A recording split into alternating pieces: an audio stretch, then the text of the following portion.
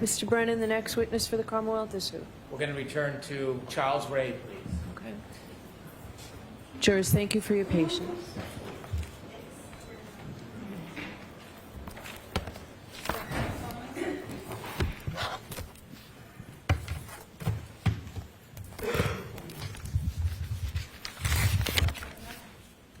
Raise your right hand, please. You solemnly swear the evidence given to the court and jury in the case now hearing the truth, the whole truth, and nothing but the truth, so help me God. I do.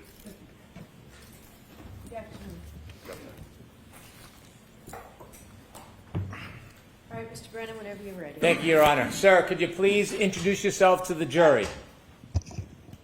Yes, good afternoon. My name is Charles Ray. I'm a lieutenant with the Canton Police. Last name R-A-E. How long have you worked for the Canton Police Department? Approximately 25 years. And when were you assigned lieutenant? Approximately 10 years ago. I want to go back to January 29th, 2022. Do you remember that morning? Yes. Were you working that morning? Yes, I came in for the day shift.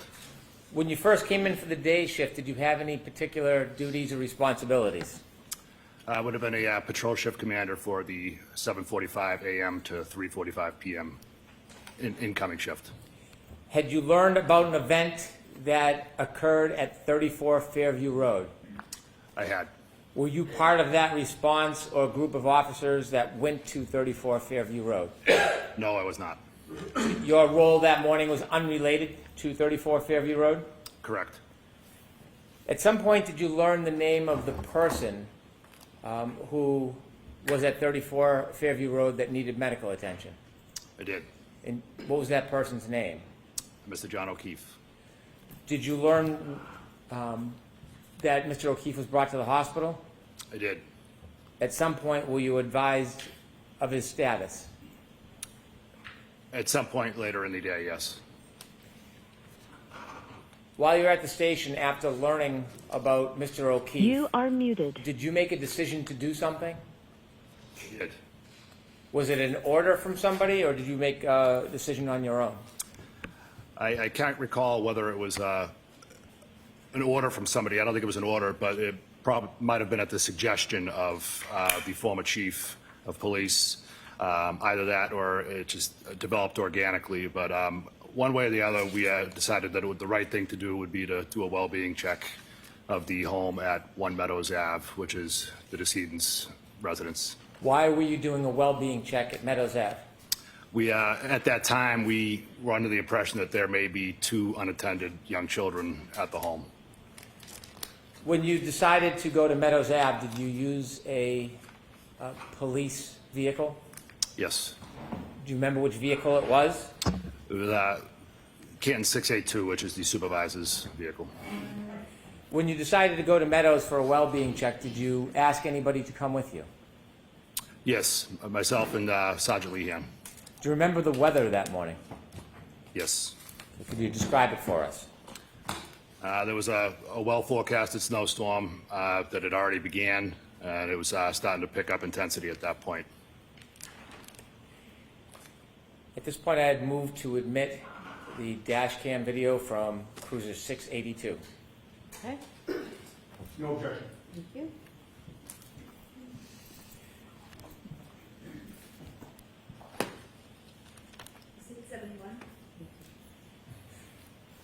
Did you travel from the police station to Meadows? Yes, Do you remember about how long that took you? a few minutes. Who was driving? Sergeant Lehan was driving. And where were you seated? I was in the passenger seat. Do you remember arriving at Meadows? Yes. With the court's permission, I would show a portion of Cruiser 682. Okay.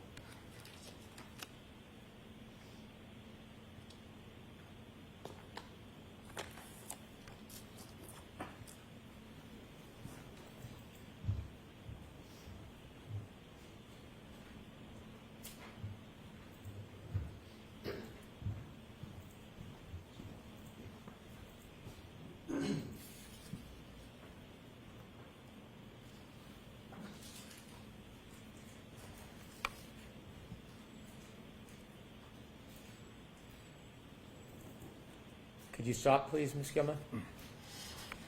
A note that the time is 8:23:10. Do you remember the time when you got there? I didn't make note of it mentally at that time, but I've since learned that, yes. Is this video that you have just watched consistent with your memory that morning? Yes. The cruiser cam is showing two vehicles in the driveway. When you arrived that morning, did you know whose vehicles they were? At that time, no. At that time, did you pay any particular attention to either of those vehicles? No.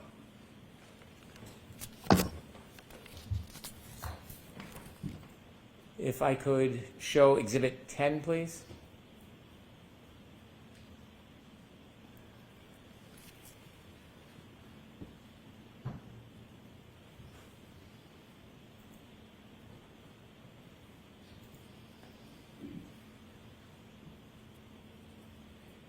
Sir, does that appear to be a still photo from the video we just watched? Yes. And could I have Exhibit 11, please?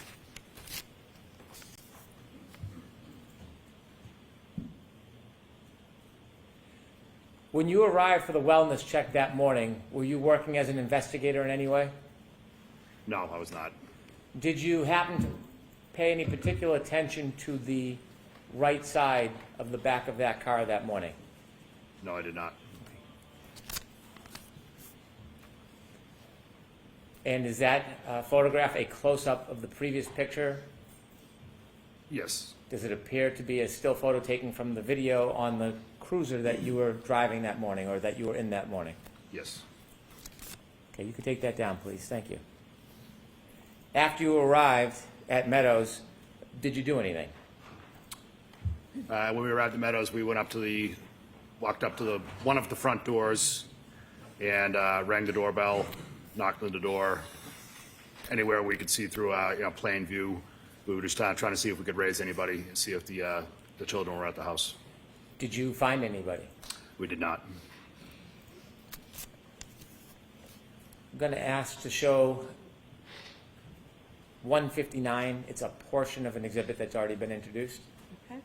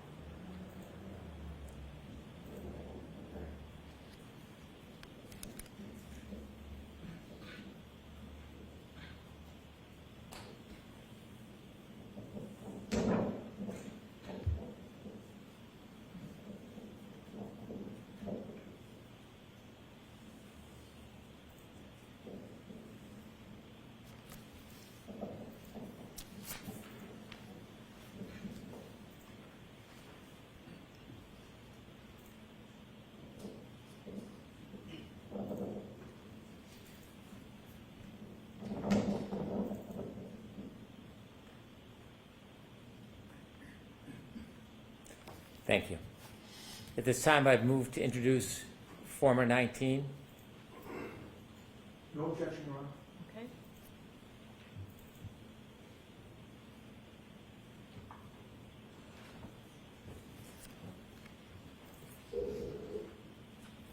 Exhibit 72.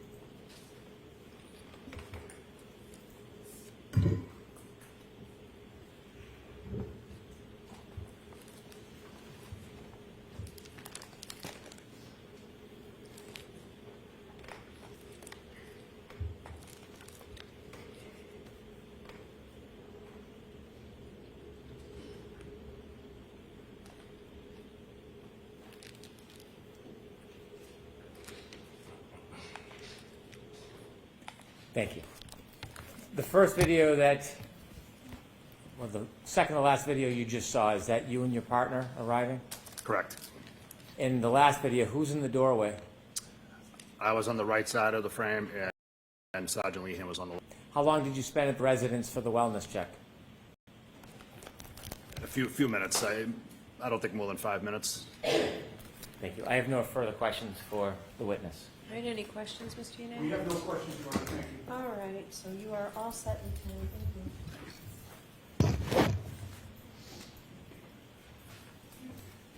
you.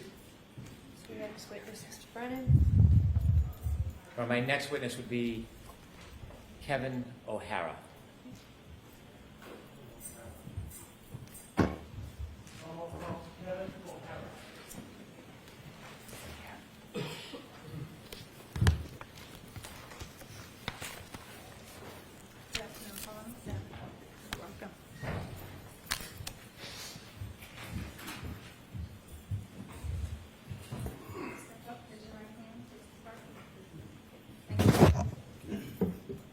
You solemnly swear the evidence you give to the court and jury in the case now and here is the truth, the whole truth, and nothing but the truth, so help you God?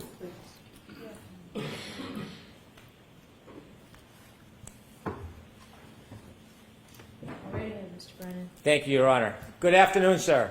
Good afternoon, sir. Could you please introduce yourself to the jury, spell your last name for the record? My name is Kevin O'Hara, O-H-A-R-A. Where do you work? I'm a lieutenant with the Massachusetts State Police, How long have you worked for the Massachusetts State Police? 23 years. When you began your career, what was your role with the Massachusetts State Police? I was assigned as a trooper, a patrol trooper, working out of several barracks across the state. Did you have to have any special education or training before you became an official Massachusetts State Police trooper? Yes, I did. We went to a 6-month academy in New Braintree. How long were you on patrol for? I was on patrol for 17 years until I became a sergeant in 2018. So 16 years, became a sergeant, then a lieutenant. In those 16 years, did you have any additional training after basic academy? Yes, continued training throughout the years, additional training. Eventually, I wound up joining a search and rescue team, went to search and rescue training. Tell us a little bit about search and rescue, what you did and what you do. I'm the team commander for the State Police Special Emergency Response Team, which is known as CERT. I'm also the search and rescue coordinator for the state of Massachusetts. As a team, we conduct monthly trainings, at least twice a month, where our team will come together and train. We've been to trainings all across the country to hit national training standards. Do you have any particular roles when you look for certain types of things? So for CERT, we have 3 main mission types. We will do lost missing person searches, we will do evidence searches, and then we also do crowd control or security at large-scale events, such as the Boston Marathon, the July 4th celebration. We get assigned to Gillette Stadium for all the events down there as well. You mentioned that you work, part of your work is looking for missing persons. Yes, sir. Did you receive any specialized training, have any special experience looking for missing persons as far as training technique?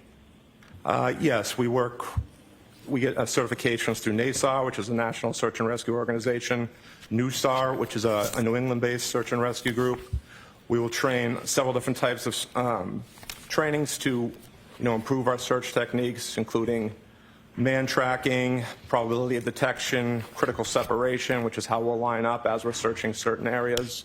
We've also gone, as I stated before, to national trainings where we've now really used a lot of statistical-based searching in our searches. We'll use live tracking maps now, so we've really advanced the way we search for missing persons. When you're searching for a missing person, is there a routine or does it depend case by case?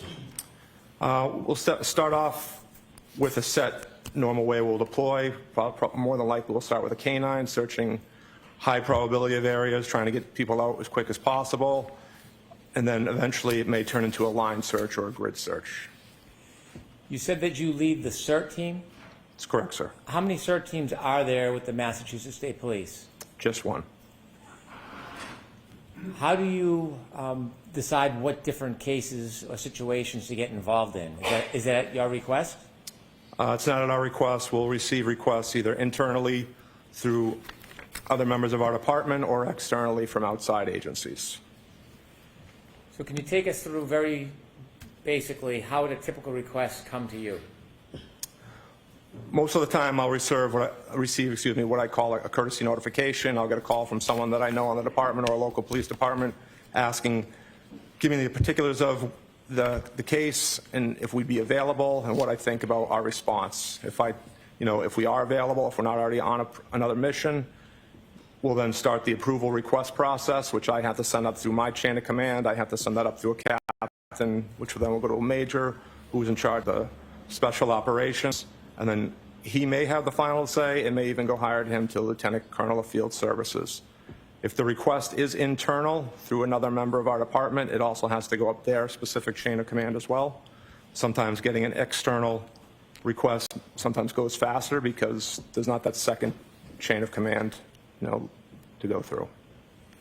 In 2022, how many full-time members were on the CERT team? At that time, we had 55 members, which were, excuse me, sir, we had one full-time member, 55 total members on the team. So the members on the CERT team, did they engage in other roles at the state police at the same time they're a member of the CERT team? Yes, it's an additional duty. They have a primary assignment either at a barracks or some other assignment throughout the state. If you decided on accepting a mission or you were assigned a mission, who determines how many people from the CERT team would attend? That would be determined by myself and the captain from Special Operations. You mentioned back in 2022 there was one full-time member and 55 part-time members of the CERT team? Yes, 55 total, correct, sir. As we stand today, how many full-time members of the CERT team? Currently, we're 69. We did have 71. We've had a few members leave the team recently. Are those full-time or part-time members? I'm sorry, that's full, total members. We have currently 5 full-time members, so we increased on both ends. Are members of the CERT team who work for the Massachusetts State Police drawn from different geographical locations around the state? That's correct. We try to split east-west the best we can geographically, just so we have as quick a response time as possible.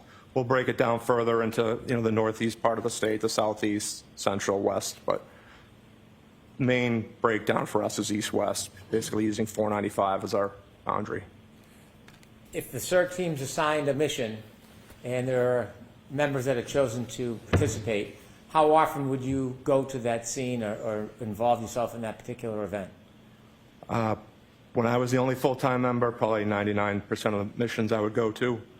Now we have a few other supervisors on the team. I have a full-time executive officer who's also a lieutenant, but my role hasn't changed too much, still 90 to 95% of the missions. I want you to take us back to January 29, 2022. Were you contacted or was a request made for you to consider and accept the mission? Yes, I received a call from Lieutenant Tully. After receiving the call, what was your process? Again, that was what I would classify as a courtesy notification to see if we were available, if he thought we could get a response on that date. I told him we would be able to respond. I asked him if he had started the approval, the request for approval up his chain of command, which he hadn't at that time.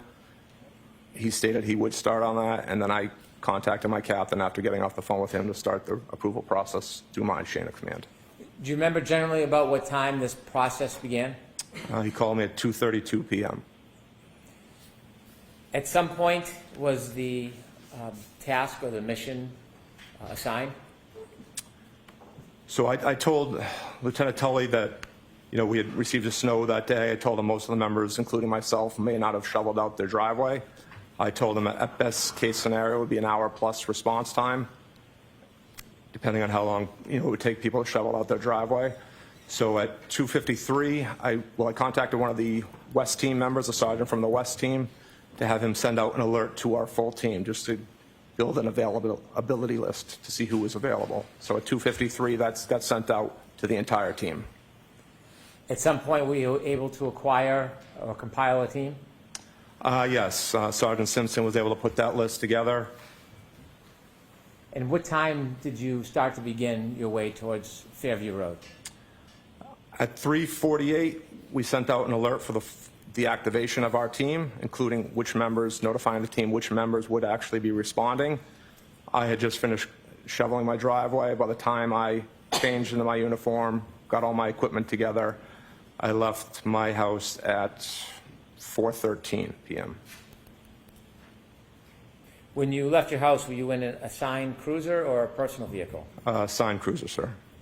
Is there tracking of assigned cruisers? Yes, there is. Could you share with us how that works?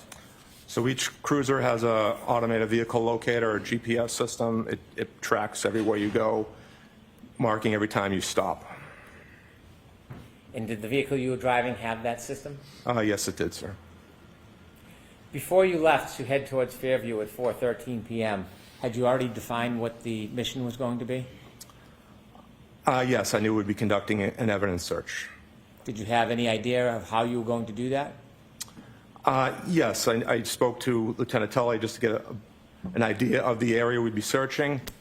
I determined how many members we would need to respond to that search, which at that time I figured we would need 8 members to respond. Normally, as the team leader, I'll function more of an incident command role, team documenting some of our efforts. So we dispatched 8 members to the scene. Unfortunately, due to the snow, one of my members was not able to respond, so we only had 7 members officially arrive on scene, including myself, which changed the dynamics a little bit of our search, but nothing major. How did it change the dynamics of your search? Well, like I stated, normally I would stay behind the line of searchers, documenting what they do, more of as a command role, but because we were 1 member short, I wound up participating in the search, more hands-on than maybe normal. Did you ultimately actively participate in the search firsthand? Yes, I did, sir. Tell us about when you first arrive at 34 Fairview and you get out of your cruiser. What's the weather like at that point? Still snowing. What's the temperature like? Very cold. Visibility? It was windy, but no real issues for us to see as we were working. Was there a particular area you were looking at? Yes, once I spoke to Lieutenant Tully, we wanted focusing on a specific area to search. What time did you arrive at 34 Fairview? 4:56 p.m. Did any of your team arrive before you? Just prior to my arrival, 1 member arrived at 4:54 p.m. And do you remember who that was? It was Trooper Jason Bousselet. Were there other members that arrived after you? Yes, there were. Did you wait until the entire team was there before you began? No, we did not. The other members that arrived, do you remember who they were? Yes, I do, sir. Do you happen to remember when they arrived? Yes, I do, sir. Could you share that with us? Trooper Blake Bearden arrived at 5:21 p.m. Sergeant Charles Luis arrived at 5:24 p.m. Sergeant Michael O'Brien arrived at 5:24 p.m. Trooper Scott Viscardi arrived at 5:34 p.m. and Sergeant Anthony Carrier arrived at 5:41 p.m. When you first arrived at Fairview and you looked at the scene, did you have any personal knowledge where any person had been in that area? No, I did not. Did you learn generally that a man was found in that area? Yes, I did. Did you have any photographs or precise location of exactly where that person had been found? No, we did not. Did you have a general area that you were directed to? Yes, sir. Any landmarks you can share with us in the general area where you were going to be focused on? There was a flagpole in front of the residence. There was also a fire hydrant in front of the residence. Who made the determination of the scope of the area that you would search? I made the final markings of the distance we wanted to search, but we were guided by Lieutenant Tully's information he was able to provide for me. How did you decide the depth and the broadness of the area you were going to search? He informed me that there was a vehicle involved in the incident. He told me where that vehicle had been parked, so we wanted to make sure we started prior to where that vehicle was parked, which was almost adjacent to the front door of the house. If you were to look at the house we were at 34 Fairview Road, you don't say there was 2 front doors, a main front door and then a secondary front door at, closer to the garage, whether that's a mudroom or a den. So he'd stated the vehicle was parked almost directly across from the main front door, which again, looking at the house, that's on the left front door. So we marked off that as our starting location, and we wanted to search down to the fire hydrant. Were you looking randomly, or was there any specific items you may have been looking for?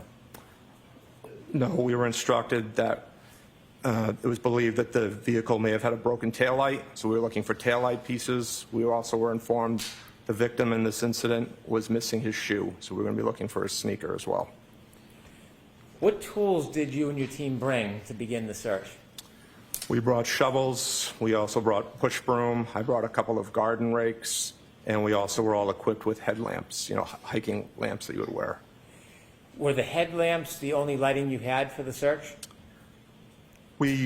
Once we began the search, we wound up turning a few of the cruisers around just to put some extra headlights on the scene. Were the cruisers parked so they were facing the yard? They were parked on the street, just covering the street, sir, not angled towards the yard at all. I want to ask you some questions about the tools you brought. You said you had shovels, some garden rakes, and brooms. Yes, sir. What was the purpose of the brooms? Just to help us sift through the snow very carefully. We wanted to be slow and methodical as we went through the area. How about the shovels? Were you concerned that if you used the shovel, you could hit an item and break it? Yes, but we went as slow as we could, layer by layer, as we moved down throughout the snow. When you use shovels, were you digging like you would dig vegetables in a garden? No, sir. Could you explain a little bit about the process before we get into the actual search of how you as a team would look through snow? Would you just pick it up and turn it over, or was there a process in place?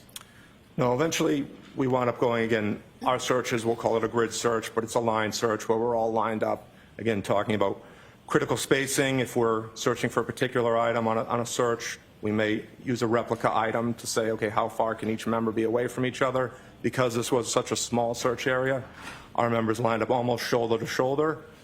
Once we were on a line, we would slowly move forward, each member taking out snow, sifting, small layers, sifting it out at their own feet with a right flank along the curb in front of the house. That snow would eventually get moved out to the street where I was standing. I was the left flank on our line. I would then re-go through that snow, make sure we didn't miss any items or by accident carry an item that we were looking for over towards the middle of the street. Once I was satisfied there wasn't anything there, I would take that snow and throw it across to the other side of the street. Before you began the search, did you have a chance to look around at the surroundings, including the street, the berm separating the street from the yard, and the area you were going to look at? Yes, I did, sir. Did you see any evidence that there had been any plowing before you arrived? Yes, the plow had come through the area. The plow had not gone curb to curb, so we had a good 3 to 4 foot embankment coming off each curb. So at that embankment where the snow had come to, there was higher levels of snow before it dropped down to the normal snow depth that the rest of the area had received. Could you describe a little more simply what you mean that the plow didn't go curb to curb? So again, the plow had probably only done enough distance for maybe 2 vehicles to safely pass each other, not enough to go all the way to the curb on each side of the street. As we wound up parking, the responding members, as they wound up parking in the snow closer to the curb, and at the end of the night, several of the cruisers were stuck. We had to push them out. When you looked at the snow that appeared to have been pushed by the plow, did that snow that had been displaced reach the berm, the separation between the street and the yard? No, there was 3 to 4 feet between the edge from where the plow was to where the curbing in front of the house was located, sir. The area where you searched or where you were pointed to where Mr. O'Keefe was in that general area, did it look like any snow from any plow had reached that area? No, it did not. When you began the searching, do you know what time it was that you actually began searching? We moved my cruiser and Trooper Boussolet's cruiser at 5:20. We had started gridding off where we wanted to search, but at 5:20, that's when we moved our cruisers to put the headlights on. That's right. Trooper Bearden and the 2 sergeants arrived quickly after on scene, so by 5:24, we started. All 5 of us were lined up shoveling. When the 2 other members arrived on scene, they just joined in on the line to help us move. From when you first arrived at 4:56 p.m. to when you began the search at 5:20 p.m., did you see anybody enter the area that you were going to search other than you or a CERT team member? No, they did not.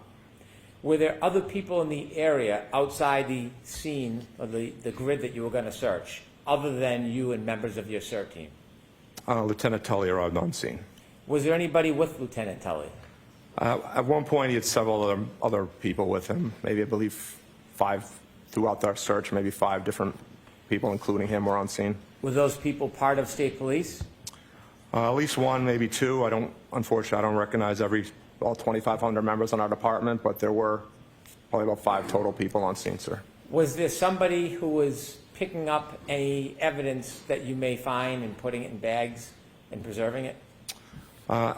After we found located evidence, it was documented on scene by the detectives. So you yourself were not documenting? No, and again, that's maybe a little change in the dynamics. If I had been more of in an incident commander role, I probably would have documented time, location, again, more for our internal records. The primary record will always be at the hands of the detectives. But because I was actively searching, the detectives handled all documentation. Did you see somebody from the state police putting evidence in bags after it was pointed out to you? Yes, sir, they did.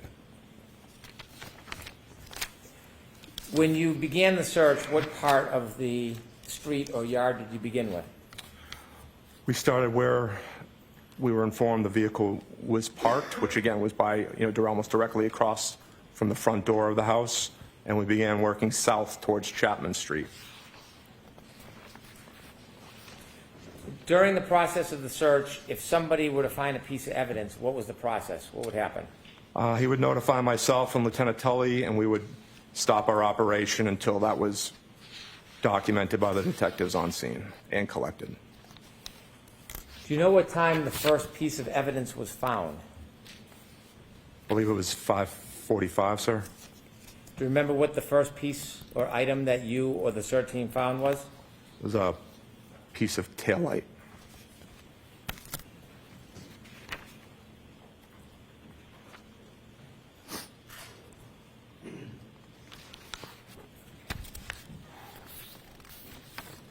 May I approach, Your Honor? Yes.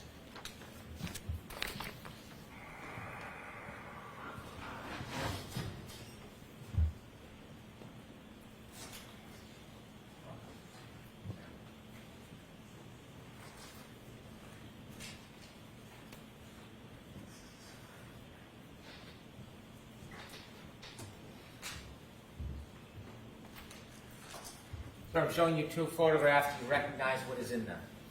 First one? Yes, sir. What is that?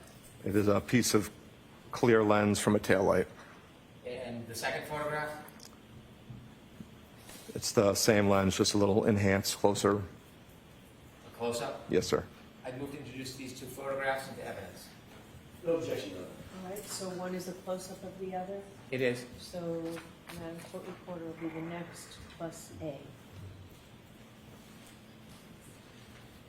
73 and 73A.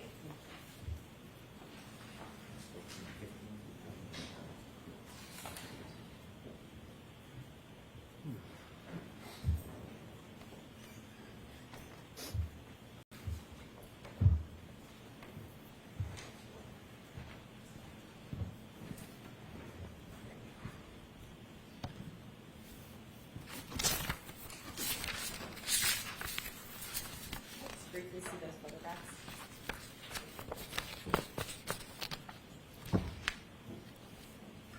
With the court's permission, could I show the exhibits?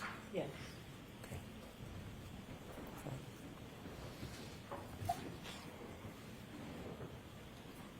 We see exhibit number 129, please.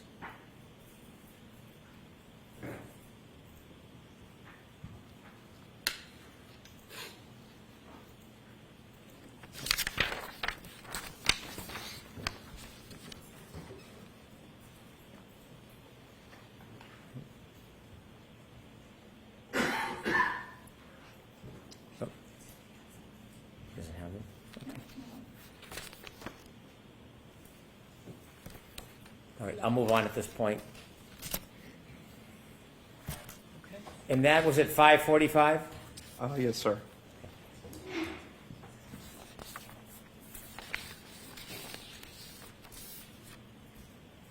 At 5:50, do you know if another item was found?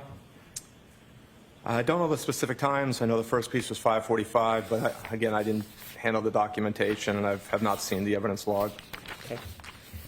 Inevitably, did you or your team find an item of clothing? We found the sneaker, yes, sir. A sneaker? Yes, sir. Can you describe where the sneaker was found? Sneaker was flush up against the curb, and it was inverted upside down. Was there anything in the sneaker? There was snow on and inside the sneaker. May I approach? Yes.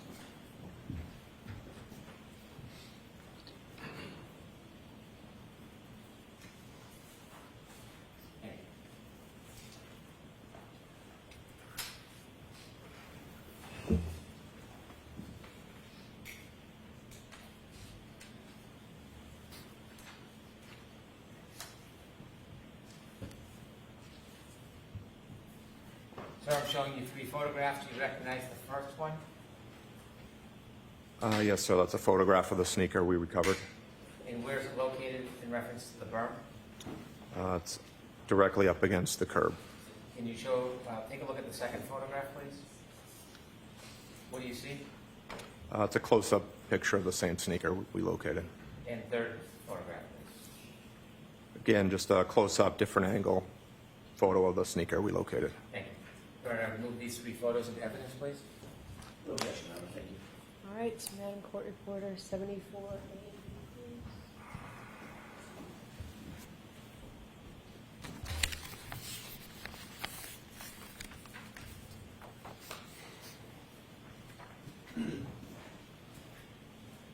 Seventy-four, 74A, and 74B, so marked. Thank you.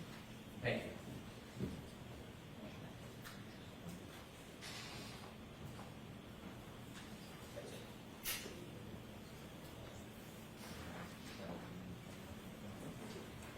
With the court's permission, could I show these photographs? Yes.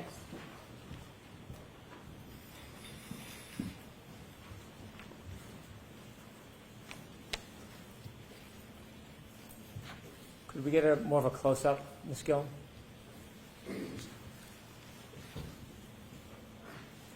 Sir, can you describe what you're seeing here? That's the sneaker we located up against the curb. You can see the snow in the background, and that's the flagpole in front of the house. And you can see it's still snowing at this time. Could we see 121, please? And sir, can you describe again what that is? Just a close-up photo of the sneaker we located up against the curb. Is that curb the black area to the right? Correct, sir. How high is that curb? Not sure, sir. Several inches. 122, please.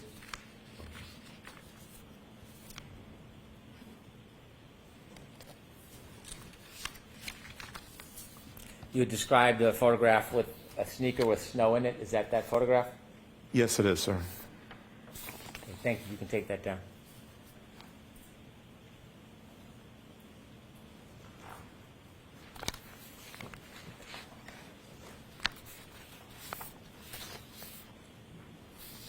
That night, do you recall if there was any other pieces of taillight recovered? I believe in total we located maybe 6 or 7 pieces of taillight. May I approach, Your Honor? Yes.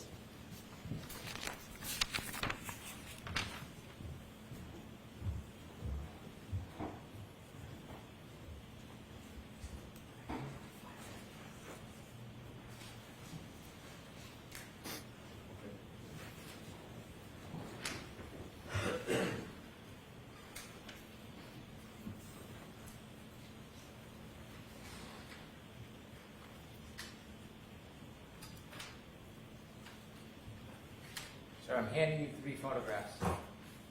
Thank you. Do you recognize the first photograph? Yes, I do, sir. And what's in that photograph? It's a piece of red taillight that we located. Could you look at the second photograph, please? Yes, sir. What do you see there? It's the same piece of taillight that we recovered, just a close-up version. You can see the molding of an overturned shovel. That piece of taillight actually came up as one of our team members was shoveling. When he overturned his shovel, the piece of taillight was there, and you can see the actual molding from his shovel. And the third photograph? That is another piece of taillight that we located at ground level. A different piece. Yes, sir. Okay, let's stick with photographs 1 and 2. Photographs 1 and 2, a close-up and a further view of a piece of taillight. Are those fair and accurate depictions? Does that piece appear that night? Yes, they are, sir. All right, move to produce 2 photographs into evidence. No objection, Your Honor. Thank you. One's a close-up, right? Yeah, Your Honor. 75A.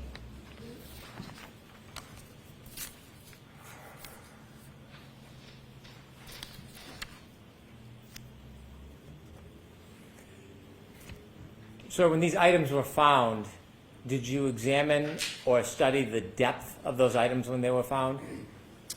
I did not, sir. Gave them a glance when our team members told us we found something, and then Lieutenant Tully took over documentation. I returned to my place, on our line. Do you know if any of the items were touching the ground or were they on snow? A couple of the pieces were found at ground level, touching the asphalt.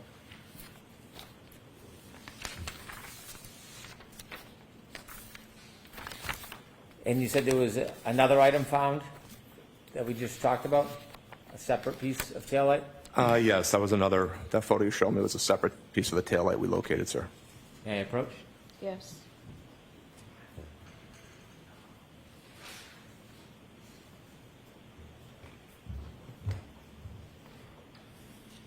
Showing you 2 photographs, could you look at the first photograph? Yes, sir. What do you see? Piece of taillight at ground level. And if you could look at the second photograph, what's that? It's a close-up enhanced view of that same piece of taillight. So it's just a different view of the same piece of taillight? Correct, sir. Is that a fair and accurate depiction as that piece of taillight appeared that night? Yes, it is, sir. I would move these 2 into evidence, 1 photograph and a second is a closer-up view. No objection. Okay.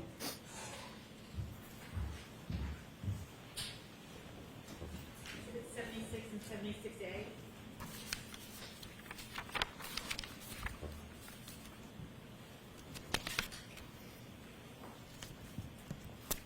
While you were conducting the search, did anybody but your team, Trooper Tully, the person who was documenting the evidence, did you see any other people who were not law enforcement in the area? At some point during our search, the media arrived on scene, began filming us or taking photos. Was there anybody from your department or a different department that was managing the crowd? No, there were members with Lieutenant Tully that I believe were not state police members, but I wouldn't know how to characterize what their job description was, sir. At any time, did anybody enter that area or scene, the grid that you and your members were working on, other than your group and Trooper Tully and the people with him? No, correct. Once we marked off our area, no one came forward of our line. That whole search area was fresh, undisturbed snow as we moved through the area, and no one moved past our line. Even when Lieutenant Tully and the member who works in his unit came to collect the evidence, they didn't move past the point we had searched up to at that time. Why were you so careful about anybody coming onto your grid? We don't want to disturb our scene, but we also don't want to move forward unless we're all moving together, acting in unison. Given you had brushes and rakes and shovels, did you get through every piece of that area? We didn't go all the way to where I had marked off originally, because after we'd found everything that was collected, we had gone approximately 8 to 10 feet without finding any other evidence. Lieutenant Tully and I had a discussion. I think we determined we'd found everything we were going to find that evening, and we decided to suspend the search. Was it a search that took up the whole front yard and street of that area? Our focus was on the street. We really didn't touch the front yard at all. We started to go over the curb at one point to see if we could search the grass area, but we could not properly, definitively say we were searching it well. As we started to move the snow, we couldn't really differentiate down to the grass level. How hard was the ground? It was cold, frozen, The ground was frozen? sir. And so not being able to search the entire yard, was there a plan at that point? Did you just end your mission? So when we suspended our search, we'll always do a full team debrief, and we'll debrief with the person who requested our search. So, and at the end of our search, we'll come up with what we call our probability of detection. We'll give a baseline determination of what I think, our percentage-wise, whether we would have found what we were looking for. We'll provide that. I did provide that to Lieutenant Tully. Told him there was a good chance we did not locate everything that evening, and we offered to return at a later date or time at his request. When you were looking generally for pieces of taillight in the sneaker, were you informed, did you have any idea how much taillight would be in that area? I did not know, sir. Was there any way for you to, at that point, identify exactly what you were looking for? No, we didn't have a photo of the taillight. I was never shown anything, so I wasn't sure how much we were actually looking for. May I approach, Your Honor? Yes. I'll withdraw that. What time did you end the search? Approximately 6:15, I believe. I was the last one to leave, which was 6:23 p.m. when I left.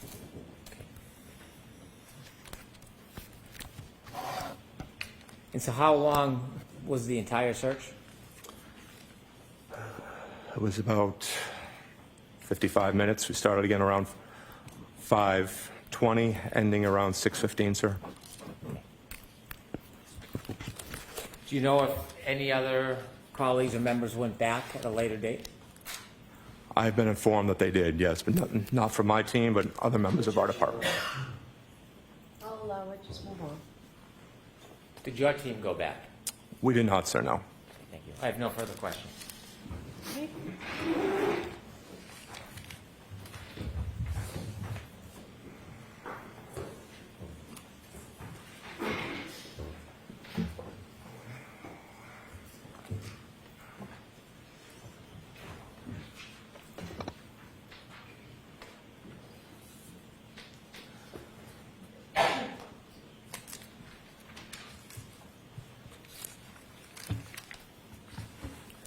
Good afternoon, Lieutenant.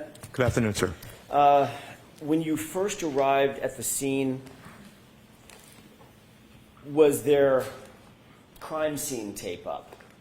No, there was not, sir. Was there any barricade up at all? No, there was not. Was there any evidence that the crime scene was being secured at that time? There was no police presence on scene, sir. Okay. So that when you arrived, the scene had been left unsecured. Do you know how long it had been left unsecured? I do not, sir. So before you arrived, at least, and before your presence was known, for some time before you got there, that scene could have been accessed by anyone, to your knowledge? Well, I think the weather played a good help in us with the scene security, because with that being fresh, undisturbed snow, and with the man tracking we do, we would be able to determine if anyone had access to that area. Of course, of course. But you don't have any personal knowledge of anybody actually securing that scene for onlookers, bypassers, anybody that wanted access to it, they could have had it? Not that I'm aware of, sir. Okay. You indicated that Lieutenant Tully first contacted you around, not around, but exactly at 2:32 p.m., correct? That is correct, sir. At that time, your team was not stood up. In other words, you were not activated because that was an initial call by Lieutenant Tully, not an activation call, correct? Correct. That's a courtesy notification, sir. And at that time, Lieutenant Tully had not received the proper protocol, the proper approvals through the protocol to actually have your team activate and have your team dispatched. Yes, I think he'll normally, when we get activated, before they start the process going through their chain of command, they'll call me just to see if we're available and if we could actually respond instead of wasting other people's time calling us if I were to say, no, we are already assigned on another mission at this time. Right. So around 2:53, you indicated that one of your subordinates, Sergeant Simpson, notified the rest of the team that get ready, but we have not been given the green light, correct? Correct, sir. Building an availability list of who could respond. Okay. That was just kind of a precursor, if you will, for lack of a better phrase, to make sure that you had the available personnel so when the green light, or if the green light came, you could activate. Correct, and to help start giving people the heads up to start shoveling their driveway. Like I said, as soon as I received that call from Lieutenant Tully, I hadn't shoveled my driveway yet. Okay. I went out and had to go clear my driveway and my cruiser. And the end of my driveway, we usually get plowed in by our plows. We had several feet of snow at the end of my driveway, sir. Lucky you. Yes. All right. Did Lieutenant Tully inform you in that first phone call that colleagues of his, Massachusetts State Police colleagues of his, were already en route to Dighton to retrieve or seize the SUV? He did not say that, sir. Did Lieutenant Tully inform you that Massachusetts State Police had actually contacted the Dighton Police Department for their assistance in potentially seizing that SUV? He did not tell me that, sir. Did he indicate to you, you indicated that your conversation was at 12:32. Did he indicate that he had just gotten off the phone with Dighton PD at 12:31, just a minute prior? Our phone call is at 2:32, sir. I'm So I sorry. don't know if that can, Did I say 12:32? that's a different time you're looking to. 2:32, and he had just gotten off the phone with Dighton PD at 2:31. Did he indicate anything like that? No, we did not, sir. Okay. So we do know that at that 2:30-ish hour, you were not authorized to respond to the unit, to the location at that point. None of your units were en route at that point. No, neither one of us had requested approval through our chain of command at that time, sir. And you've already told us that you didn't head out until just after 4, sometime after 4 p.m.? Yes, my GPS data has me leaving my driveway at 4:13 p.m. Got it.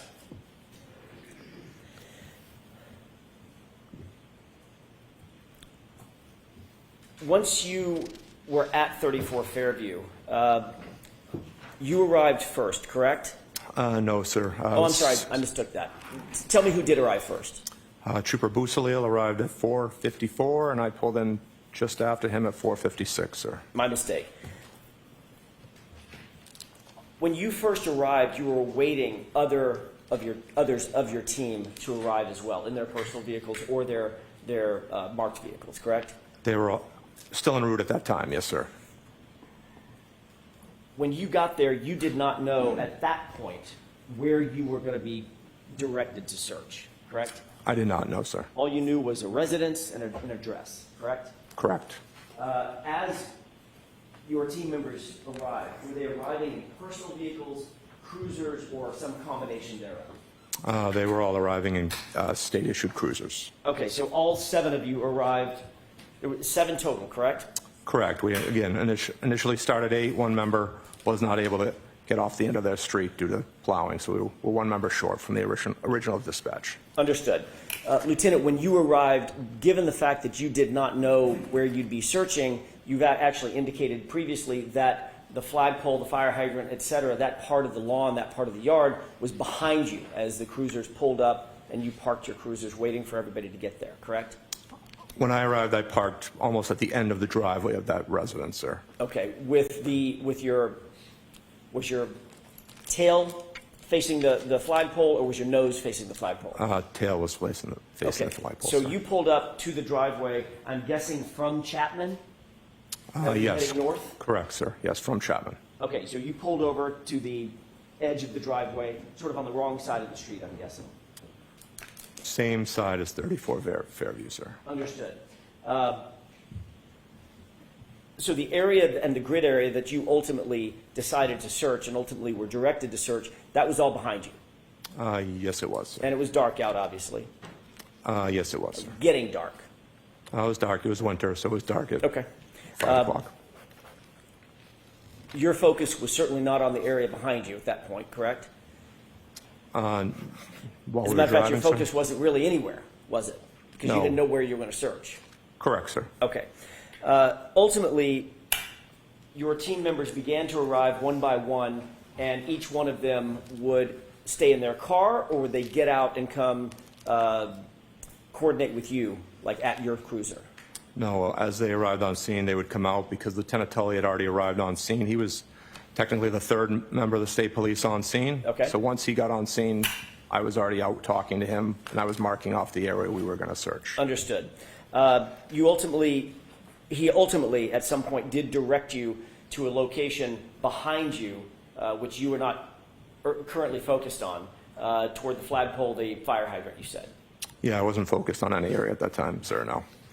You marked those the areas out that Lieutenant Tully directed you to with some sort of grid coordinates, or was it just sort of a mental grid? No, I wound up marking, stepping it off in the area I wanted to search, sir. Did you use any string or rope or anything like that to physically grid the area off? No, I just marked a line in the snow, sir, where I wanted to Understood. start and where we wanted to end. And you did that with footprints? No, with the shovel, I made a mark where we wanted to start and end, I sir. see. So sort of dragging a shovel in the line. Oh, in the just snow. where the berm was, sir. I knocked the berm down, made an obvious impression of where the shovel was Okay, at the starting location where ideally I wanted to end. perfect. You indicated that the area that you were searching was relatively undisturbed snow. You said that in direct examination, correct? It was undisturbed, yes, sir. But the street, everything from the berm in, the street had been plowed, correct?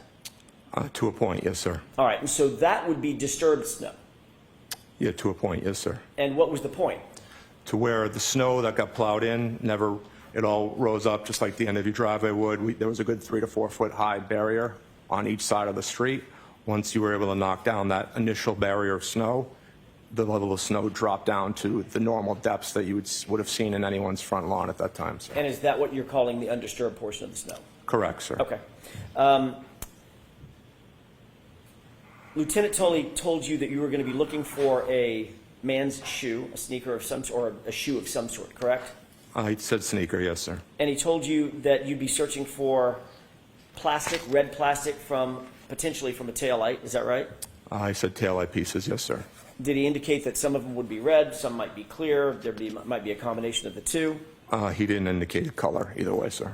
He did direct you to where he believed you should search. It was his direction that sort of gave you your grid coordinates, correct? He indicated where the vehicle had been parked and where the victim's body had been located and suggested that was the primary area to search. Did he tell you whether or not he knew from personal knowledge where where John O'Keefe's body had been? He did not, sir, no. Did he tell you whether he had personal knowledge where any taillight material might be? He did not know, sir. Did he tell you that he had any personal knowledge where an impact site might have been? He did not know. Did he tell you that he had personal knowledge that there had been an impact site at the location? No, he just said he believed the incident involved the vehicle. Okay. One of your goals when looking at the search location was to obviously remove the snow as methodically as you could, correct? Yes, sir. You wanted to not only remove layers of snow, but then ultimately expose the layer beneath it with as little disturbance as possible. Is that right? Correct, sir. I think you noted that the plow had not plowed all the way to the curb, so the snowbank was sort of in the street, not in the yard, or at least a few inches from the curb line and not in the yard, correct? Correct, sir. As I stated, as some of the responding members parked, they were thinking they were parking in a safe spot in the street, and their cruisers wound up being stuck at the end of the night. And you and your team had some experience doing searches in snowy conditions, being from Massachusetts, I'm guessing. Missing person searches, we've never been out for an evidence search in this specific type of conditions, but we Okay. have done missing person searches. So this was the first time you and your team had executed a search of this nature in these kinds of conditions for these kinds of items. In blizzard conditions, yes, for an evidence search, yes. But you did indicate on direct examination that although it was blizzard conditions and the winds were high, and we've learned that windy conditions sort of define a blizzard in some respects, the visibility was relatively good. Yeah, with our headlamps, we had pretty decent visibility.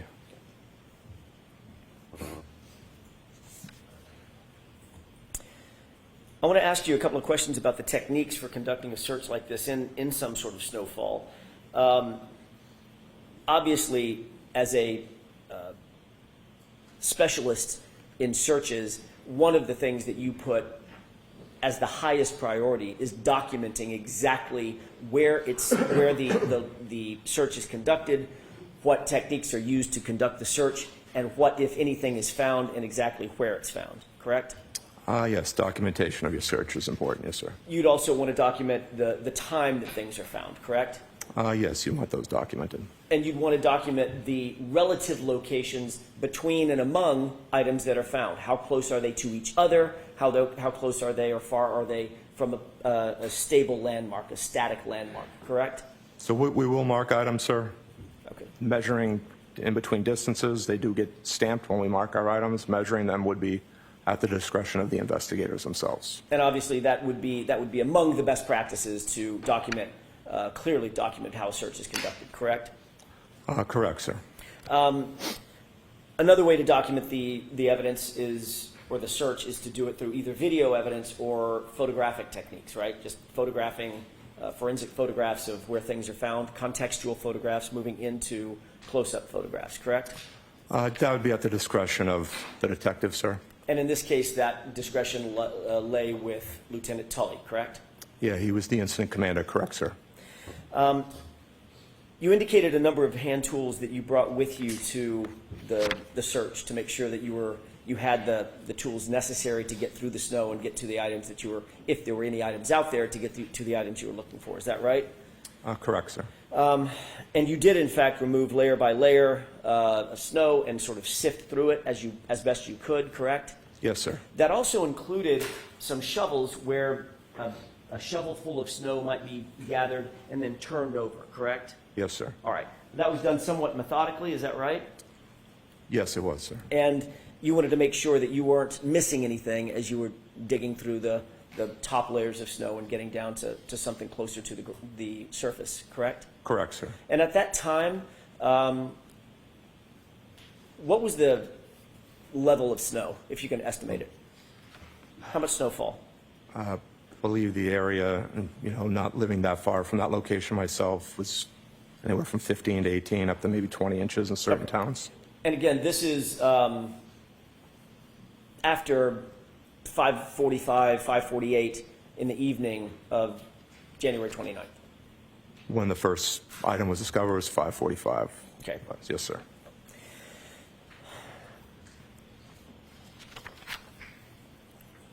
Obviously, a search of this complexity and with this many individuals and with those conditions required some level of significant coordination by you and your team, correct?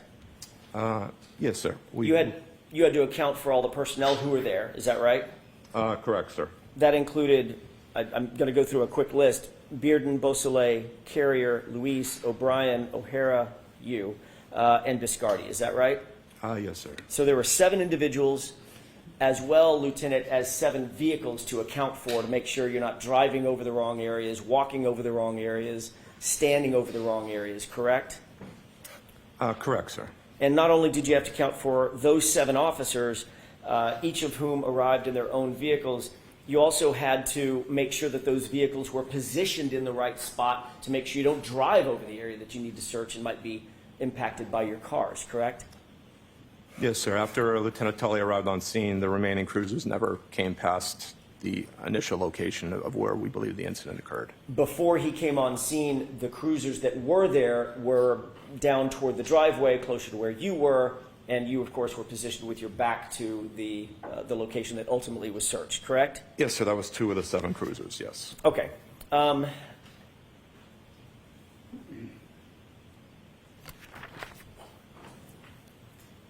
Once you learned where you wanted to search, you literally had to sort of turn around, physically turn things around to begin searching behind where you had originally positioned yourself. No fault of your own, you just didn't know where to go. You had to sort of turn around and go backward toward the area of the flagpole, away from the area of the driveway, correct? Yes, sir.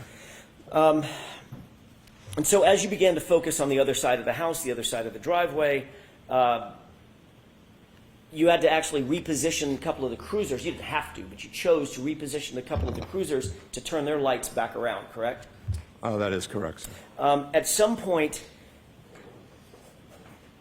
you've indicated that there were other individuals who you noticed were at the scene. Is that right? Yes, there were non-CERT members on scene, sir. Okay. And those non-CERT members included, or they numbered, at least 5 individuals, not including Lieutenant Tully. Is that right? I believe that includes Lieutenant Tully, sir. I believe The it was 5 5 total. Okay, so 5 does include Lieutenant Tully. There were 4 others that were non-CERT members, correct? Correct, sir. And those were members, I think you've earlier testified that those were members of either Massachusetts State Police or Canton Police or both. Is that right? believe it was both, yes, sir. And you did not recognize those individuals? I recognize one of the state police members. I believe a second one was also a state police member that I'm not familiar with. Okay. And then two other members that I believe were Canton Police, but again, not familiar with them. And these individuals were, obviously, it's dark, you're not paying attention to them, you're not paying attention to what they're doing. They probably have hats and hoods and gloves on, I'm guessing. Well, they didn't arrive on scene right away, so we were already well into our search before they even arrived on scene. The only one who was on scene originally was Lieutenant Tully. If you weren't paying close attention to those 4 officers, those additional 4 officers, how do you know exactly what time they arrived on scene? They weren't in the area we were searching, so they came on scene after we were already on our line searching, sir. So they may have been in the area, but you didn't see them until your line search had already begun, and you made note of them, correct? Correct. I don't know when the exact time they arrived on scene, sir, but they weren't on scene when we started our search. Or they weren't in your vision when they started their search? No, they weren't on scene, sir. Okay. But you don't know, as you sit here, you can't say what time they showed up. I do not know, sir. And did they come at your direction? They did not. Did they come at the direction of any of your staff members, any of your colleagues? No, we did not request them, sir. Okay. So they were there for some reason other than why you were there? That's correct, sir.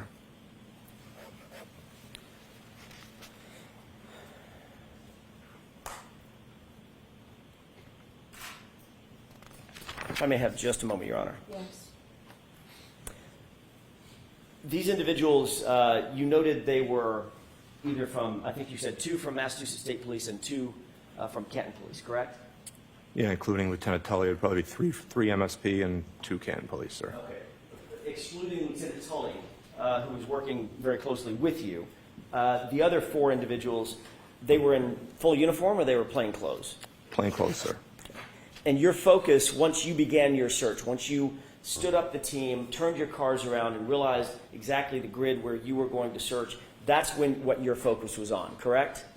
Yeah, I was focused on our search area, correct, sir. And when you're searching a line, for instance, if it's a line that extends to your right or to your left, the search that you're conducting is literally right directly in front of you, correct? Well, you're always looking left or right because you're staying online with your teammates, so you always have a full view of the scene you're searching, sir. Understood. I'm not saying that you look down and never look up again, but I'm saying that your focus, the main focus of your search, is directly in front of you. That's why you do a line search, so you can take small steps, search in front of you, move forward, search in front of you as a line, as almost an entity, a single entity moving forward, correct? That is best practice, yes, sir. That's how you make sure you don't miss an overturned leaf that you need to overturn, that there might be a knife under or a gun under or something like that, or a bullet casing, something like that, correct? Correct, sir. Or a tail light, right? Correct, sir. All right, so as your focus is, your world sort of collapses a little bit. Your focus is in front of you. You're obviously working with your team members left and right. You're moving forward very, very gently, very methodically, very technically as you move forward, and the whole line moves forward on that grid, correct? Correct, sir. So you're not necessarily paying attention to what's happening behind you, off in the distance, in the dark, to your left far, to your right far. That's not what your focus is on, at least at that moment, correct? No, sir. Our focus is forward as we're moving forward into our search area. Thank you. In addition to the 5 individuals, Lieutenant Tully included, and the other 4, there was also another person that made contact with you from 34th Fairview, correct? Yes, when we first arrived on scene, someone had exited the residence onto the front steps, front porch area possibly of that mudroom. I'm sorry, I didn't mean to interrupt you. Of that mudroom, so that right door, the exit, the door closest to the garage, sir. Can you describe that person for us? It was an adult male wearing a hooded sweatshirt. Did that person approach you or one of your team members? No, he never left the front door area. Did he say anything to you or one of the team members? He asked if we were here for what happened earlier. We replied yes, and he turned and went back inside the residence. And as you sit here, you don't know who that person is. I do not, sir, no. But he's a male, I'm guessing middle-aged. It was not a child, sir. It was definitely an adult male, sir. Adult male wearing a hooded sweatshirt. Yes, sir. Thank you. You testified that you recovered, having a hard time speaking, it's been a long day. I apologize. Let's try that again. You testified that you recovered a piece of plastic first before you recovered the shoe, or do I have that backwards? No, there was one piece of taillight located before the shoe, sir. Understood. You've also indicated that of the, I think you said 6 or 7 total pieces of plastic that were found, that all of those pieces of plastic and the shoe were found basically right next to each other, correct? I don't know the exact distances, but they weren't too far apart, some several inches to others maybe a foot or two. I don't know the exact distances, sir. Without assigning an exact measurement down to the millimeter, Lieutenant, you've earlier indicated that all of the pieces and the shoe, relative to each other, it's just relative to each other, were found within a foot or so of each other, correct? Eyeball, again, as the distance I just said, sir, from inches to maybe a couple of feet. I know they all are geomarked with exact coordinates that, could be measured out at a later time, which, again, would have been at the purview of the detectives, but we did not measure them. Again, all eyeball that night. Understood. When I say, and it may have been a bad question on my part, Lieutenant, and if it was, I apologize. When I say a foot, within a foot of each other, I don't mean a foot apart. All of them you've earlier testified would be inside of a foot total, correct? Or I don't maybe think 2 feet now? I don't think they'd be quite that close, sir. I think they were maybe in between each item, sir, or close to it. I have just a moment, Your Honor.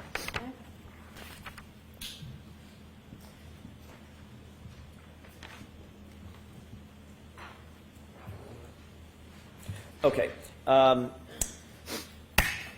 I know this isn't necessarily a memorization contest about your prior testimony, but do you remember testifying about this specific issue? Here I go again. I can't speak. This specific issue about a year ago, and back in 2022 at a grand jury?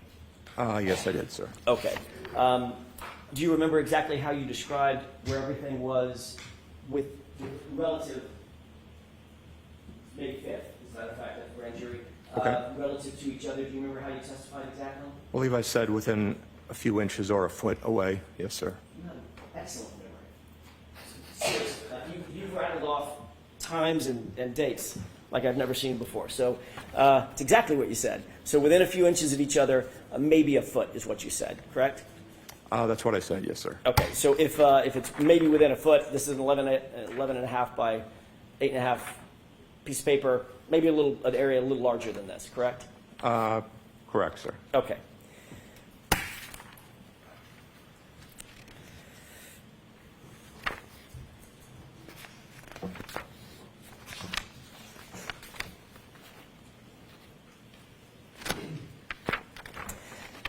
As you found items of evidence, did you alert Lieutenant Tully to that specific piece of evidence? Yes, so I was not one of the members who found any of the evidence, but as my team members located something, we would halt the line. Lieutenant Tully was a short distance behind our line. We would go out, get his attention. We would cease our operations until he informed us that he felt it was properly documented. And ultimately, Lieutenant Tully was the person responsible for documenting that item, is that right? That is, sir. We fall under the incident command structure. He technically took the lead as the incident commander that night, sir. And he did that through photography? Yes, sir. So you saw him taking pictures of the items in their place once they were found, correct? Yeah, I believe he was the one taking photographs, sir. And by definition, Lieutenant, as a search like this is being conducted, unfortunately, moving snow means possibly moving the items themselves, correct? Potentially, yes, sir. They might end up in a shovel full of snow, you turn it upside down. That's not where the piece of evidence was to begin with, correct? Correct. It's been moved at that point. But in this case, nearly all of the pieces that you did find, including the shoe, were nearly next to each other, meaning within inches of one another, correct? I don't know the exact distance again, sir, ballpark eye distance, but again, that is why we provided the GPS coordinates of each location, because we did stamp those with a handheld GPS as we found items of evidence. and all those locations were turned over with our report to be Understood. measured at the desire of the detective, sir.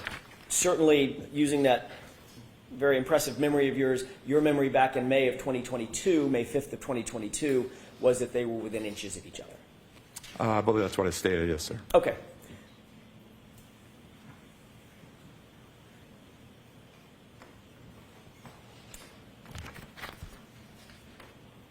Ultimately, you indicated that the search, after about 6 or 7 pieces were found, as well as the shoe, the search was suspended just after 6 o'clock, correct?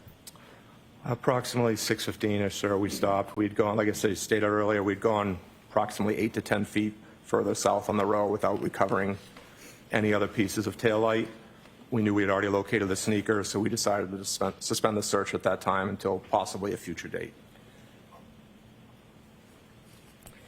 And you were never called back out to the scene by Lieutenant Tully or anybody else, correct? No, we were not, sir. And did you become aware that over the next days and weeks and days and several weeks, there would be 40 more pieces of taillight claimed to be recovered at the scene? Did you become aware of that or no? I was aware other pieces were located. I did not know that was the number, and I don't know exactly when I became aware of that. It was probably much later on, possibly at this location when I learned that information, sir. And you don't know, as you sit here, you don't know whom it was that recovered those additional pieces, correct? No, I've never seen the evidence log, sir. And you don't know when those additional pieces were claimed to have been recovered? I do not know.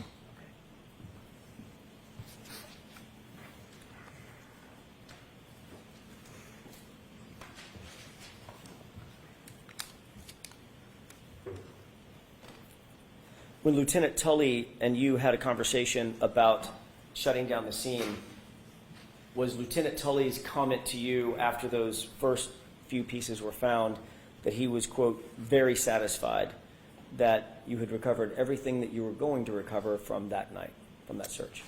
Objection. Sustained. Mr. Brennan asked you about the conversation that you had with Lieutenant Tully to shut the scene down, to clear the scene, correct? Yes, so we conducted a debrief, and I gave him, again, as I mentioned earlier, we provide a probability of detection. I tell him what the chances are. I think we found our items we were looking for, and we determined to suspend the search. Do you remember testifying last year that Lieutenant Tully indicated that he was very satisfied with what was found? I don't know if I used the word very satisfied, but he was satisfied that evening that we had found everything we were going to find that night, sir. We have just a moment, Your Honor. Okay.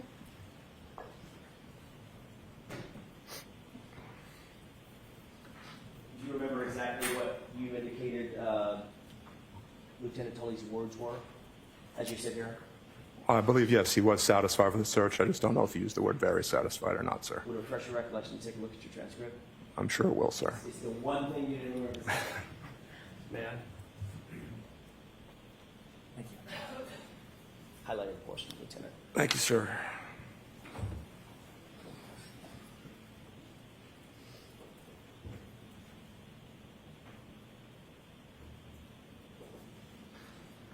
I'm just going on the date. Is this from last year, or would this be from the grand jury, sir? June of last year. Okay. Yes, sir. So it does state here that I stated he was very satisfied with the search. Does that refresh your recollection if that was the words that he used, or at least you remember him using at that time? Yeah, I believe, to the best of my recollection, sir. Fair. Mayor Pro? Yes. Thank you. Thank you, sir. Thank you, Lieutenant. May I have just a moment, Your Honor? Yes.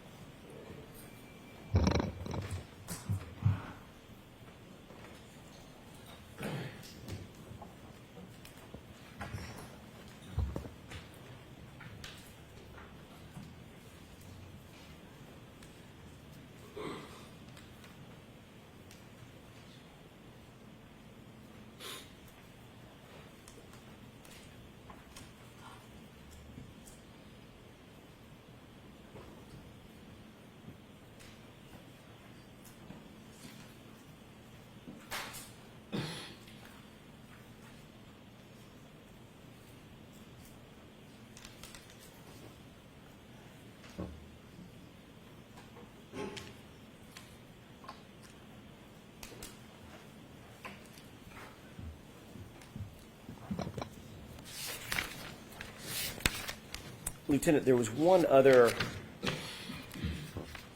thing that I wanted to ask you about, which is you had indicated to Lieutenant Tully at some point close to 6 p.m. or so, it would be helpful if you and your team had a photograph of what it was you were looking for, correct? Yeah, I believe after we found the first piece or two, I asked him if he had a photograph that we could look at just to see how large of an area, So that how would- large of a piece we were looking for, sir, yes. Fine.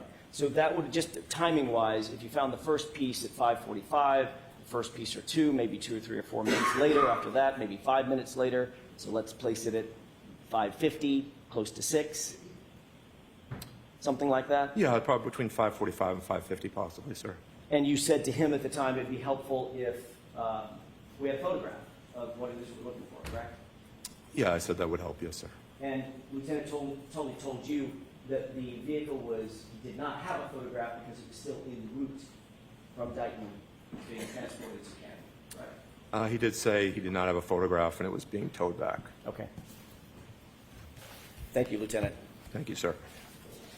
Okay, Mr. Brennan. Thank you.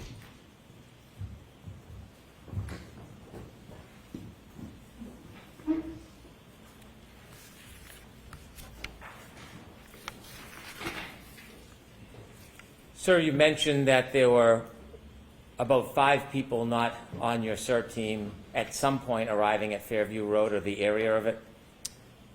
Yes, that's correct, sir. 3 of them were Mass State Police. You mentioned Tully and 2 of his colleagues. Correct, sir. Did you see anybody taking photographs of the items that you found? Yes, Lieutenant Tully was taking photographs while we were there, sir. And did you see somebody putting the items in bags? Yes, they did, sir. Was that one of the 2 people that were with?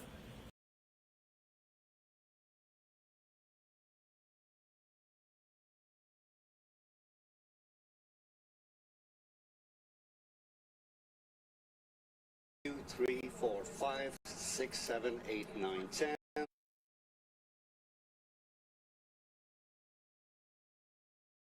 Did you see anybody taking photographs of the items that you found?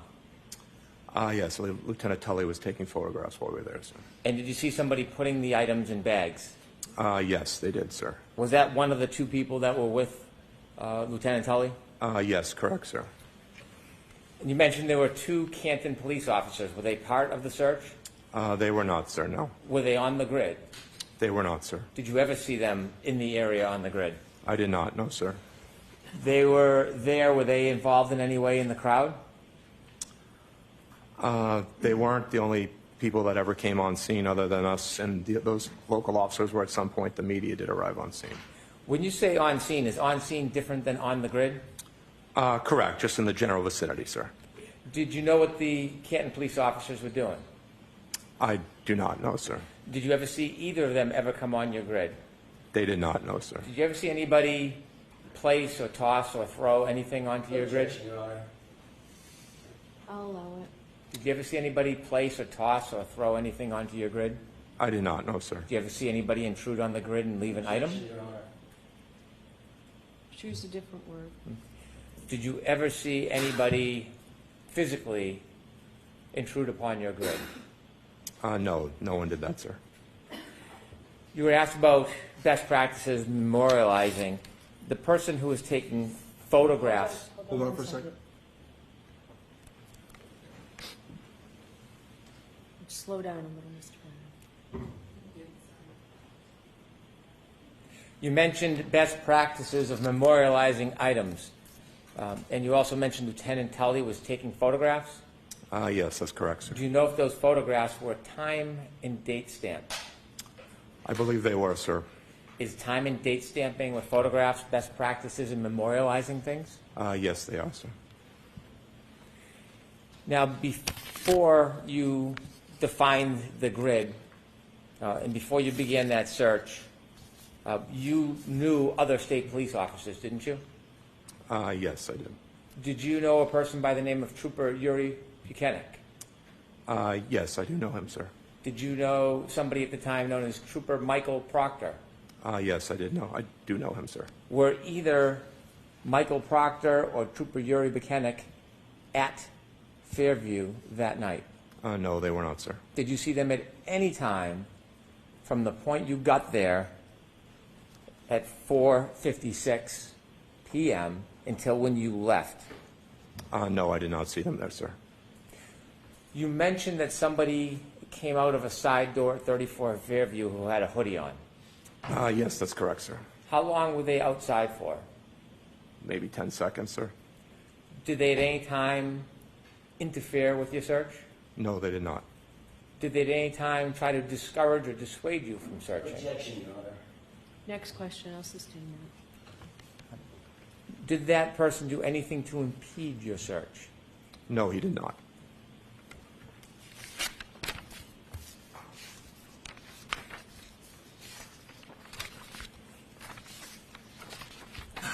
You were asked about your conversation with Trooper Tully, Yes, sir. and he mentioned, or you characterized, he was very satisfied that what you had found, everything you were going to locate at that time. That's correct, sir. Did he ever suggest that he expected that you would not find anything else? No, he did not.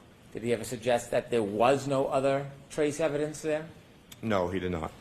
Was there a discussion that he or you or other people may come back to search further at a different time? We offered to come back at a later date, and, he just accepted our offer, but we were never contacted to come back, sir. When you offered to come back, was that based on your assessment that it was a difficult area to search? Correct. Again, as we talked about probability of detection, we'll base that on 10 different categories, give him a baseline percentage chance of it. Would we have found what we were looking for? I told him there was a good chance we did not locate all the evidence, asked him if he wanted us to come back at a later date, sir. And when you mentioned that you couldn't finish the search because of the grass, tell us a little bit about what made it difficult because of the grass. Even using the push brooms, we couldn't properly move the snow off the grass as we were moving it. And with the dark, even the headlamps, I didn't feel like we were clearing it enough to continue searching it. I think our best efforts would be to focus on the street, because I was more concerned about eventually the plow coming in, clearing curb to curb, and moving any evidence that was on the street. My thought was, if with the grass not being able to properly clear it, at least that would be contained to be searched at a later date as the snow melted. And given those assessments, is that some of those reasons why you offered to come back? Yes, sir. I've shown you some photographs you've identified about some of the pieces that you found or the pieces that you found that night. I'd like to show those photographs to the jury. Okay. If we could show Exhibit 73, please.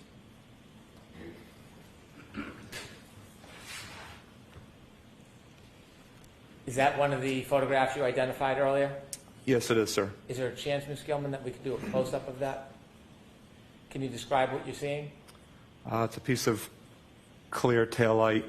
It's got rigid edges, some indentations on it, distinctive markings. Did all of the pieces you found have those type of markings on it? Not sure if they had those exact same markings, sir. I'd have to compare the photos.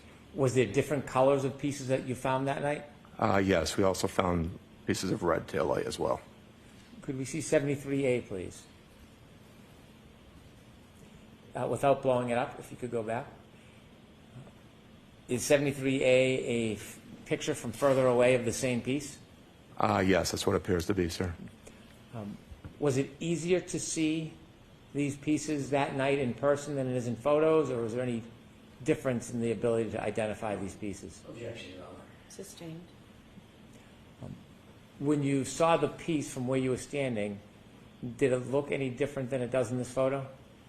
No, it doesn't, sir. Could we see 75, please?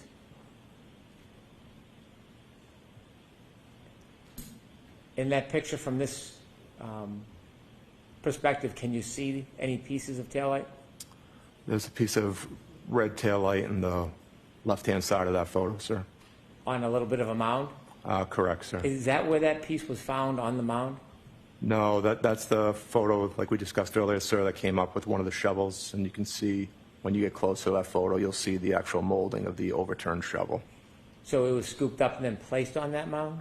Correct. As the trooper overturned it to start beginning to sift through the different layers of snow, that's where where he deposited that snow, sir. Could we get a close-up of the left side of that picture, please? Can you see the shovel marks near that piece? Yes, they're directly behind it and off to the left. You can see the molding of the shovel. You can see a bit of a divot to the left of the red. Yes, correct, sir. Is that part of imprint from the shovel? Yes, it is, sir. Could we see 75A, please? Is that a closer picture of the same item? Yes. The imprint, does that give you a clearer view of the shovel you were speaking about? Yes, it does, sir. Could we see 76, please? Is that one of the photographs you identified earlier? Yes, it is, sir. And that piece, was it found at ground level, Yes, that photo is where that item was located, sir. touching the ground? Yes, sir. Could we get a close-up of that, please?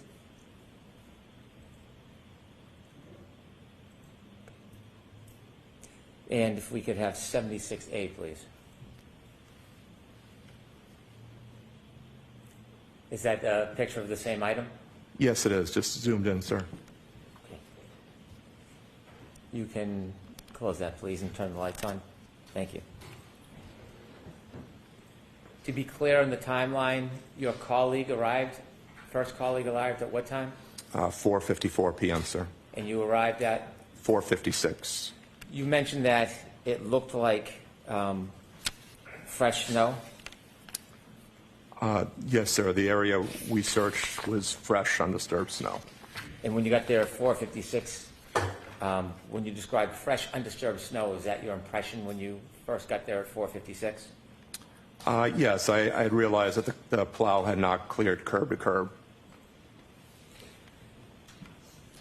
You began your actual search at what time? Right around 5:20, we wound up again. We moved a couple of our cruisers around just to add extra headlights, extra lighting on the scene itself. And the first piece of evidence was found at what time? 5:45, sir. Your area that you searched, did you say it was 8 to 10 feet? No, sir. The area I marked off was just over approximately 60 feet. We'd gone about 8 to 10 feet towards the end of the search without locating any more items, and that's where when we suspended the search. How much of your focus was near the street area?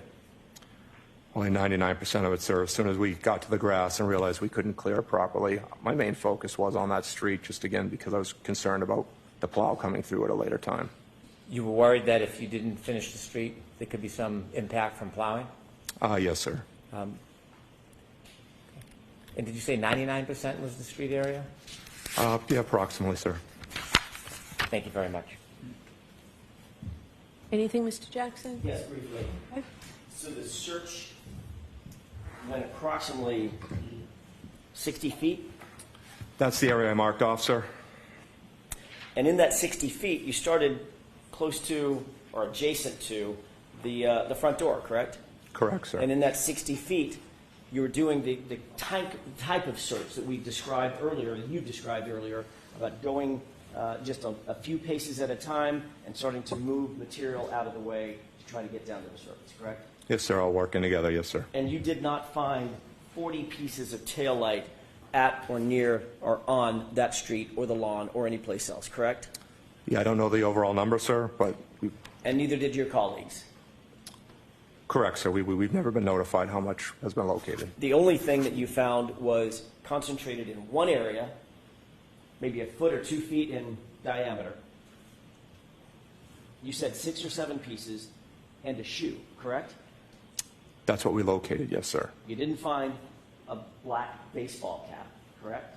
We did not know, sir. And in the photographs that we've seen, that's clearly not undisturbed snow, correct? The photographs are us moving after having moved the snow, sir. Some of it is y'all moving the snow. Some of it is disturbed snow on the street or at the curb, correct? After we had moved it, yes, sir. You indicated that Trooper Proctor and Trooper Butnick, you know both of them, correct? I know who they are, yes, sir. Or know who they are.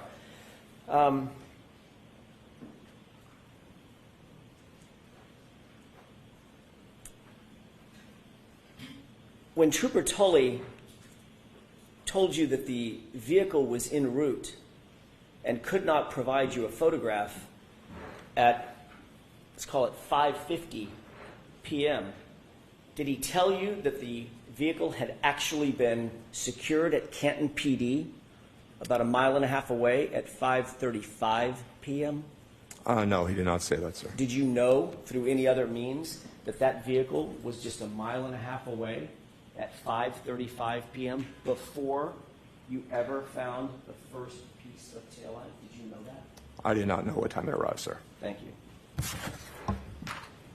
Do you know what time Trooper Tully told you he did not have a photograph? It was sometime after we found the first piece, sir, so sometime after 5:45, sir. Thank you. All right. That's all I have.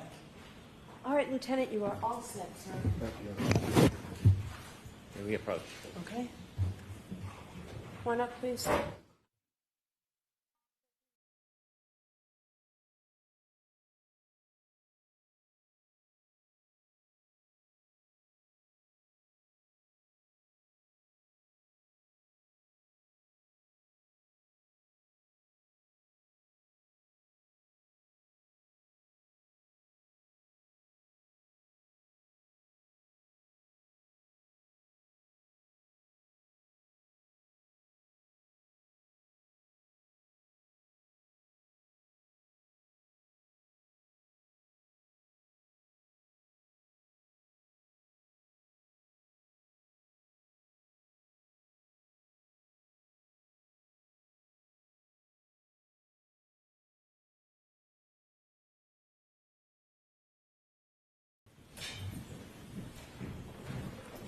So jurors, every day I've been asking counsel whether we are on track usually.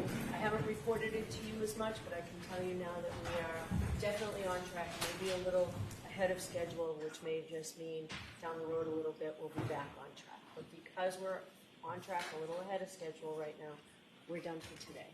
So we'll let you leave for today with those same cautions. Please do not discuss this case with anyone. Don't do any independent research or investigation into this case. If you happen to see, hear, or read anything about this case, please disregard it and let us know. Be very careful with your social media use. We'll see you tomorrow morning. All rise for the court, please. Close your books.